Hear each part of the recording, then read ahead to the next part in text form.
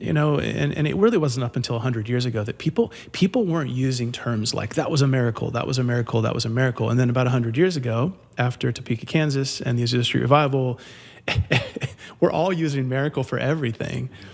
And the problem with that is if I use the term miracle for everything, then actually I have no way to define miracle. John Piper, Providence. You read this? I have not read this. Have you peeked at it? I've heard about it. I would look forward to one day reading it, but I've heard most guys I talk to say that they can't really make it through. Rumor has it John Piper hasn't even read it. But check this out. 750-page tome right here. Yep. And according to the General Index, not one use of the word miracle. So you're saying in a 1,000-page book on Providence, there's not one mention of miracle? This is why we're having this conversation. You're kind of a naysayer when it comes to the word miracles. You have a little bit of a rep. I don't know if you know that, around the office. I'm not a naysayer on miracles. I'm a naysayer on overutilizing or ill-defining miracles. When was the last miracle that occurred on this planet? I don't know. More or less than 500 years ago. I have no idea. You have no idea? All right. No. Forrest Frank having his back healed. Donald Trump gets shot. The bullet barely misses his ear. Misses his ear. That's a miracle. Is that a miracle? Yeah. I think it's interesting when you talk about a book on Providence and Piper goes, I'm not even mentioning miracles. And then you go back and study church history, and basically everyone agrees it's an authenticating sign of a new revelation from God, except for Montanism and then the Middle Ages when you've got relics in the Catholic Church doing all their spooky stuff, until the 20th century when you've got the boom of the charismatic church and the Pentecostals. Basically, you've got 1,900 years, a consistent thread, that miracles were a revelatory sign, a signature of God speaking, rather than some special activity that makes somebody suddenly be able to get out of their wheelchair. What kind of spooky stuff were they doing? Oh, there's lots of weird stuff. Read Warfield, Counterfeit Miracles. He goes through the whole list. He goes through the spooky stuff? You're then you're taking signs and wonders, miracles. Is that all one category? Yeah, I think if you go back to Augustine, you go Calvin, you go Aquinas would be in that group as well, interestingly. Pascal, C.S. Lewis. The terminology that they most often will use for miracle would be a blatant intervention of God, So, and then that's where you get into the definitions of an abrogation of natural order and stuff like that, where basically God is stepping in. I prefer a term like extraordinary providence. So if we say providence is the way, like in Romans 11, when he says all things are from him, through him, and to him, providence is the way that, number one, God has basically set up preservation. So he keeps all things going. His concurrence, meaning he's actually working and coordinating, cooperating with his creation, and then his government, his purpose is for his creation. He basically started this world, and he's the one that keeps it going all the time. So he's always involved. If we don't highlight that, then we end up over in like a functional deism, where we go, there's like this natural order. He got the ball spinning, and then he's outside of it, and every once in a while he kind of steps in. And so I think what we find a lot with these big, exciting moments, if you want to call them, most people call them miracles, is they're actually just extraordinary providences. And the way I would define that is people and timing. So we joke about Donald Trump, but the reality is he's a person. Somebody was shooting at him, and the timing of his head moving and the bullet whizzing by, that's providence. Now, that's an extraordinary providence, but I wouldn't call that a biblical miracle per se. Because the only reason we would be tempted to call it a miracle is because the odds of that happening are so low. Yes, that's why I think people do call it miracles. Can you believe it? That must have been a miracle. Yeah, but that's a semantic issue.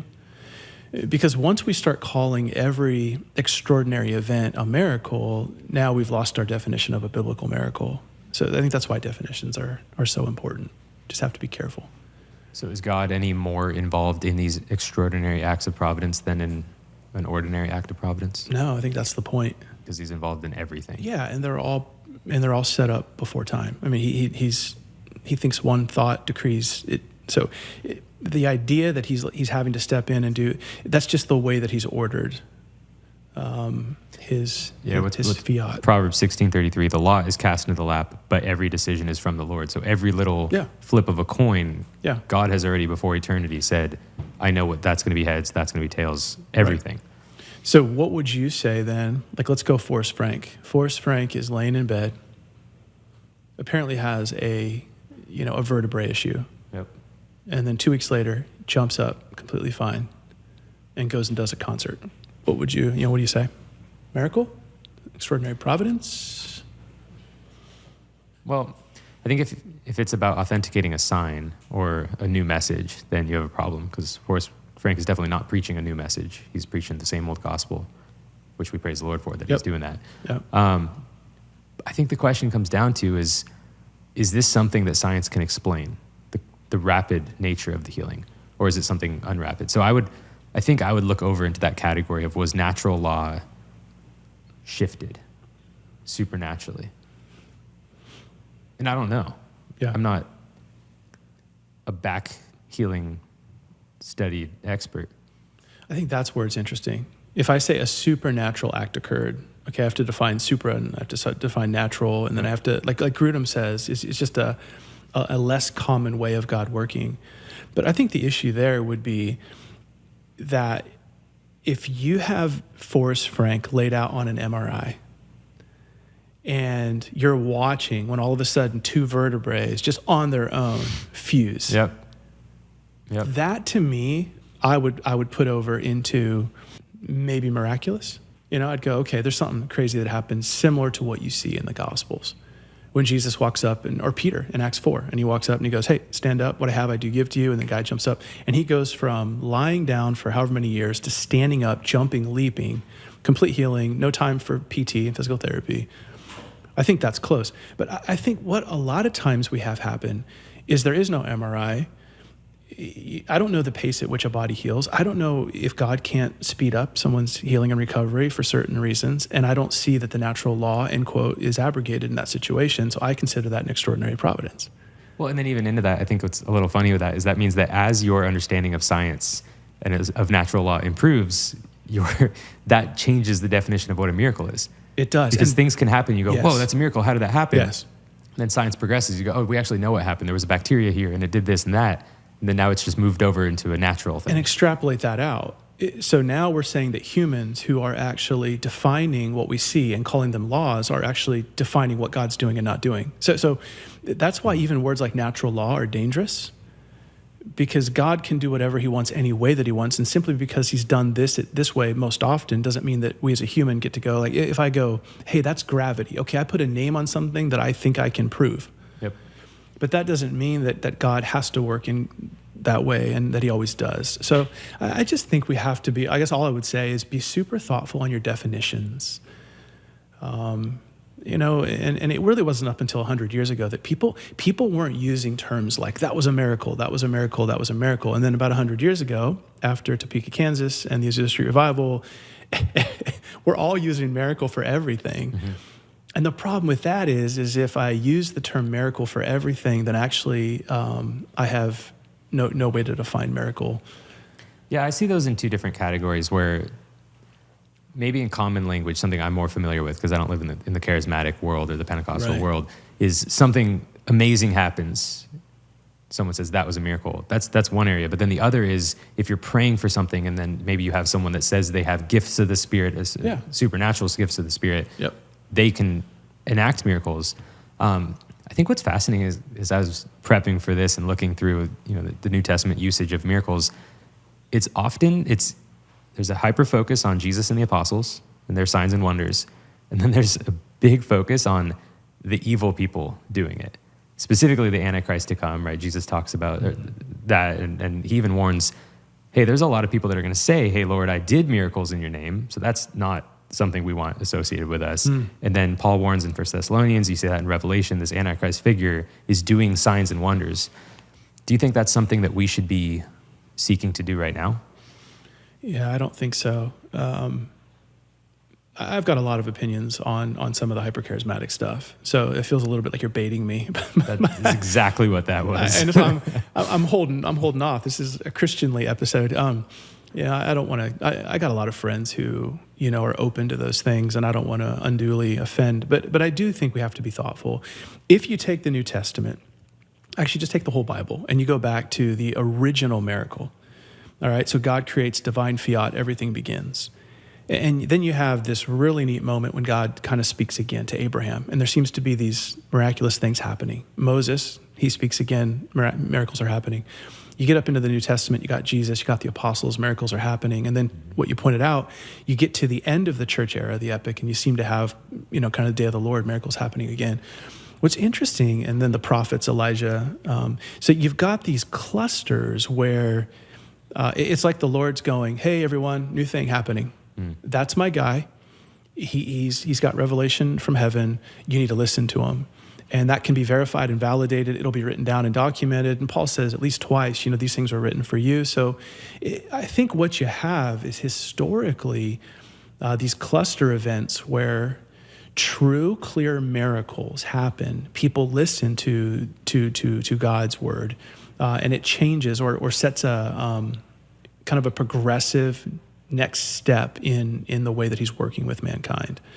So what I would say is if I'm in the church age and I've been in it for 2,000 years, and there's been a clear thread of 1,900 years where people said, this is how you interpret the miracles of the Bible, and we're not seeing those today the way we saw them in the New Testament, I'd want to be super careful to jump in and go, hey, look, everyone, we're the ones doing them. And I'll be honest, I think we all admit that most of what happens in churches that claim to do miracles are not actually the same as biblical miracles. Right? So the onus is not on me to prove that they're not miracles. The onus biblically is on the person who says they're doing miracles to prove that those are miracles. And so an example would be, we had a guy come up to us, Costi and I, once at an event, and because he knew that Costi was Benny Hinn's nephew, he came up in his wheelchair and he was like, I heard, I think it was Bill Johnson, tell me that I could be healed. And I was in this youth group and they gathered around me and they were praying and they were putting their hands on me. And this kid in this wheelchair tried to stand up. And he was so infused with adrenaline that he actually was able to get up out of his wheelchair and kind of move. And the whole crowd started cheering. And then he said, after that, I thought I was healed and then I fell over and I was hurt worse.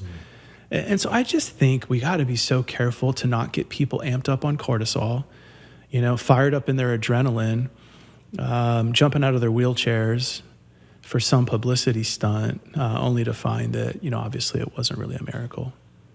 Yeah, to go back to both of those points, Calvin, in his Institute, says, it is unreasonable to ask for miracles or to find them where there is no new gospel.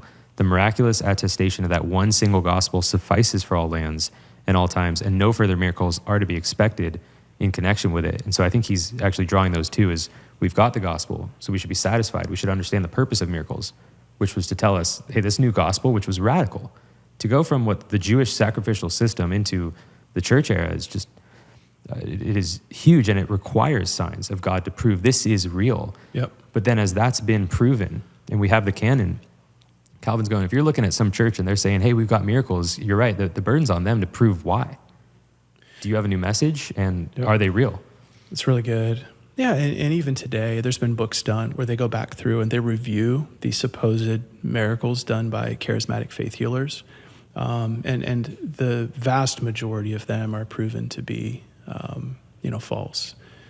So I just think it's a real dangerous cliff to be walking on, saying that the things that we're doing are the same as what Jesus did or Peter or Paul. Is it fair to say that new birth, regeneration is a miracle? Absolutely. It's the greatest miracle. Okay. So we are seeing miracles happen on a routine basis. I believe all over the world. Yeah. When you take a dead person and you raise them to life spiritually, it's the same as you and I going over with and breathing in a dude's mouth or whatever and causing him to stand up. What did Elijah do? Breathe in his mouth, laid on top of him. You think about what a dead soul. Ezekiel, can these bones live? Yeah. A dead soul is a dead soul. And so there's no way in my power as a human, with my words, that I'm going to be able to awaken that soul. And so when you see something dead come to life, it's an act of God. So you said you want to be Christianly about this. I'm trying. I want How to do be. we, if we frame our understanding a little bit more historically accurate, biblically accurate, we're not calling every extraordinary event miracles, should we, tell everyone that uses that term that they're wrong and How do we handle that? No. Like, is it a big deal? I think, as I've already said, it's confusing for people, right? Number one, if you invite a friend to church and you're trying to share the gospel with them, and then they show up and you've got a 3-hour service with an afterglow where everyone's running around trying to feel something and, throw their crutches at the stage. And what kind of message is that sending people? I think that's something to think about. Just another thought would be, our doctrinal definitions are important. So maybe just if I was talking to someone, they're like, hey, my friend is a part of this group and they're always saying miracle, and I'd say, well, let's just define our terms. What are we saying by miracle? And maybe go through some of this. But most of all, I'd be patient with people. I think all of us got saved and grew up in our doctrine and probably started off using really fantastical terms. And then as we grow in the Word, we realized, oh, maybe that's not the right terminology. And so just be patient with people. So patient with people, watch out for the misuses, not just of the term, but even of the experience, the afterglow, whatever's going on in those churches. What else pastorally? Certainly a really big one. I think the biggest one would be, don't spend your life looking for miracles. Paul cried out at least 3 times to be healed from something. And whether that was this kind of demonic distraction or whether that was his ailments, I don't know. But he cried out 3 times, and then the Lord said no. And he said, in your weakness, my strength will be perfected. And I think what you find most of the time is God doesn't answer with the big, end quote, miracle. Most of the time, he lets us work in his ordinary providences. He wants us to struggle through suffering and pain. And that's what he gives us for our growth. And so I think I wouldn't spend all my time looking for those big moments and those big answers. I would ask for them, but I would want to see how he's working in me in some of what I conceive to be the non-answers as well. It says, my grace is sufficient. Yep.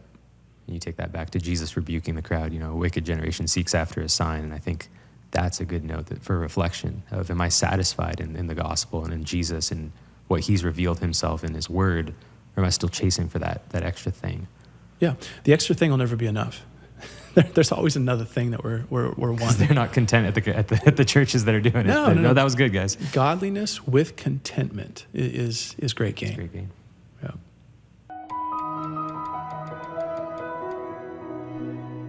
Hey, maybe you view miracles and providence different.